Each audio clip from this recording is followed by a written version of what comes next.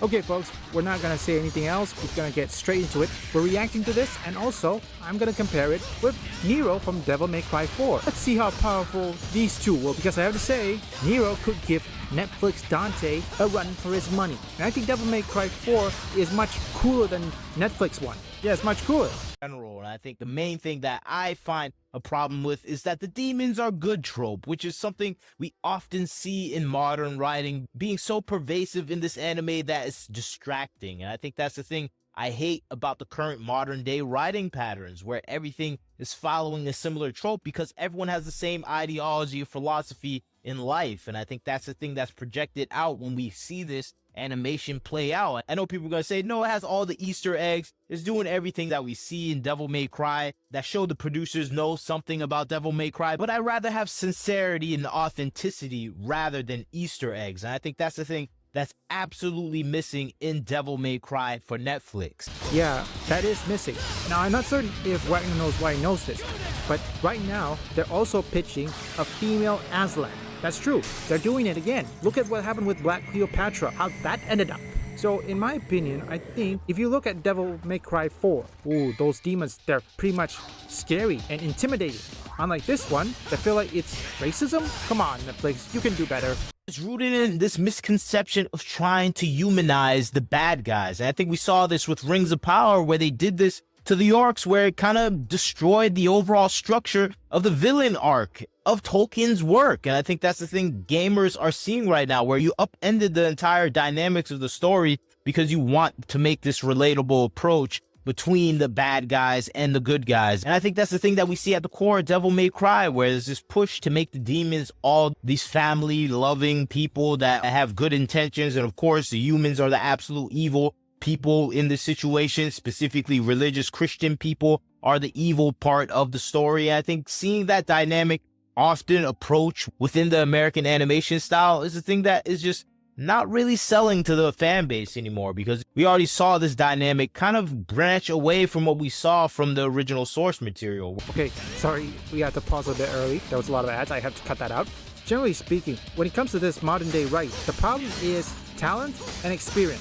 I mean, how many people they hired just to be writers? And I do mean during COVID. It's because of ESG, they just flat out overhired, didn't even do a fucking background check. Don't worry, I'll swear less. And this is the result. A lazy writing, and this thing, okay, what the West is doing is prove that the East is winning. It proves that Eastern games, mainly Japan, China, and South Korea, they are winning. They are dominating the market. I mean, yes, there are indie games, indie films, all that, but majority is the East. They are filling the market. You're trying to push your own message, and we get that. We understand that's your messaging, but that's the messaging for almost every other property for the past few years, where you're trying to make this demon-human dynamic where the humans are the evil people that encroach on the territory. And of course, the demons are immigrants and they're just trying to find a safe place for their family. I'm like, get out of here, man. I'm not trying to see this. I'm trying to see true villains versus true heroes. And that is just something that is not there anymore within the animation departments within America, where they always try to sympathize with the villain. And I think that's a core thing that we see here. Yeah, that is quite true. This is because whoever, and I do mean whoever wrote this, have to be anti-Christian, who hates the Christianity or who hates masculinity. Look, I may not be Christian, I'm a Muslim, but I know for a fact what this is happening is anti-religion. You don't disrespect a religion, there are consequences. Regardless of what religion you are, everyone knows, without a doubt, this is anti-religion. Devil May Cry, where the sympathy for the villain is overriding the actual heroics of the hero. And I think that is the thing that I'm just not really attached to. I don't care about the humanizing demons. I want to see the demons killed. I want to see the orcs seen as the true vile villains in the world, because in real life there are true vile villains in the world, and we want to see them toppled. And I think that is a thing that we keep seeing in Hollywood. They don't want to see any true villains. Everything is gray, and it kind of makes you think, what is the moral compass of the people developing these properties anymore, where they don't see any true villains in the world at all, where everything is both sides, where everything is a misunderstood villain with the right intentions and doing the right thing, and the heroes are the people that are misunderstanding the situation. I'm like, okay, it's good for a one-off, once or twice situation to see that in movies, but for that to be the prevailing story arc for the majority of all franchises for the past 10 to 15 years is just not interesting anymore. And I think that's the thing that I want to see from the current animation department. Just follow the foundations of the story that has already been set in place. You can have your odd tweaks here and there, but I think even more so, you have to stick to what makes the fan base excited for the product. And I think they did that to a certain extent. The action is kind of consistent from what we saw in the Devil May Cry video games. But I think when it comes down to the actual characterization, I think it does an egregious mess of a job with the characters of Dante, and specifically Lady, where It's called lazy writing. And I think Lady in Devil May Cry game is much sexier, much appealing than this one. What are the chances are they will do the same with Nero if they ever go that route? I'm probably certain Nero's gonna get the same thing. Or probably get a sexuality change or gender swap. We know Netflix. I think it does an egregious mess of a job with the characters of Dante, and specifically Lady, where everything about them is just not sincere. I know what you're going to say. Oh, they had the same relationship in the video game. She was kind of annoying a little bit, and she was aggressive too. It's the same thing. No, it isn't the same thing. What we saw in the Netflix show is kind of just annoying, insincere, ironic, flippant, and unserious and disconnected humor that is trying to wink at the audience. And I'm like, that's Deadpool. This is not Devil May Cry. There was a sincerity in the jokes, in the unseriousness, in the overall anger that she projected towards the situation she was in, Lady. And of course, Dante had his own funny parts, but it was sincere. And I think that is the thing that is not showing within the animation. It doesn't feel sincere. And most of all, more than anything, it just doesn't look like the character. Look at Lady in Devil May Cry video games. She looks uniquely and wholly her own. She has the outfits that is actually very reminiscent of who she is. She has the original outfits that kind of expresses her overall personality. And I think that's not what you see with the Lady in Devil May Cry. She follows the boss lady archetype where she's just an annoying, crass, and unserious and ironic person that just isn't really interesting. That just gets progressively more annoying because they can't. Yeah, that is quite true. They're trying to push this girl boss narrative. It's good to have female characters, okay? Stella Blade did it. However, regardless of what you want to put, whether it's female, blacks, or even LGBT, story, gameplay, those two things must take priority. They cannot be sacrificed. Regardless of what it is, story and gameplay and entertainment. Story and gameplay are the most important things that need to take into consideration. And this one, looked like a feminist trans person's this lady is. Oh no, folks. Be anything other than this boss lady character. And I think that's the thing that we often see with the characterization of any female hero character in the current market right now, where they can't be anyone that is sincere anymore. And I think that sincerity is the foundation of good characterization that is completely absent in the current market of the video gaming world, of the Netflix adaptation world, where the dialogue is written in a way where a person still wants to make these characters real,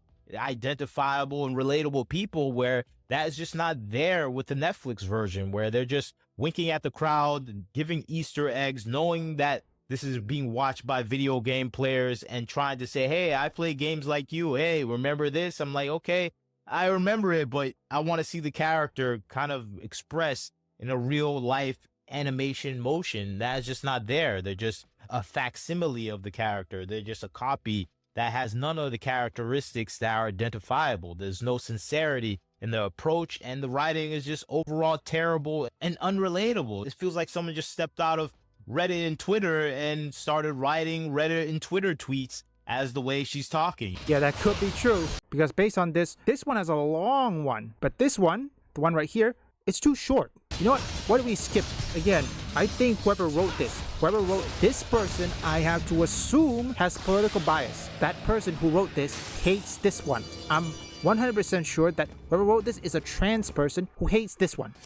Doesn't like ladies' physics. We all seen that. Be around, and I think more than anything, that is the thing that we see symbolized right now in the show, where it's more enraptured in the ideologies and the thought processes they want to express about their personal view on society, about American values, about immigration, about the war in the Middle East. I'm like, okay, it's pretty on the nose and obvious, everything that you're doing, but I don't feel like you're even expressing anything related to Devil May Cry. You're just trying to talk about your personal politics in a much too obvious way. And I think that is the thing that is differential about some of the old writers. They still talked about politics, but you couldn't really tell Emperor Palpatine during the Star Wars 1 through 3 was trying to representative of the American Empire. It wasn't that obvious. And I think that is the thing that we're seeing right now, where the Vietnam War in Star Wars Episode 6 on Endor being represented with a battle of teddy bears wasn't as obvious. This is just way too obvious,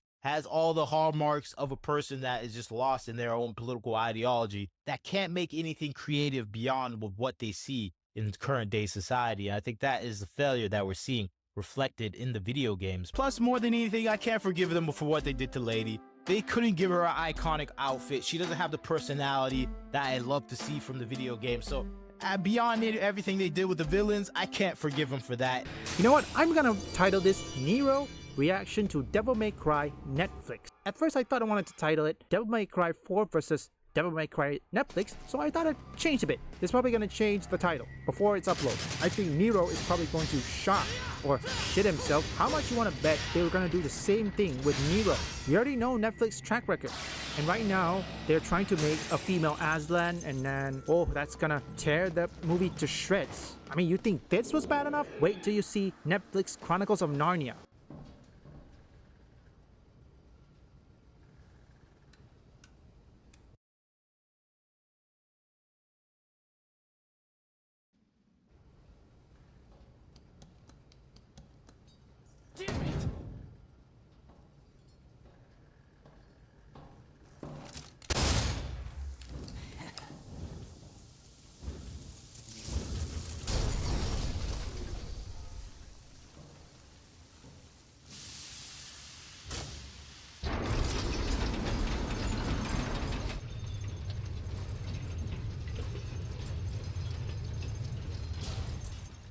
We haven't heard anything about the Resident Evil movie reboot, so hopefully we have something. I have to say, this kind of thing, Netflix they really have lazy writers. I mean, seriously, whoever wrote them have to be a trans people or a leftist trans who hate Lady, aka Lady's physique. I had to assume that way. Because remember, this is about political bias that overturns adaptation and creativity.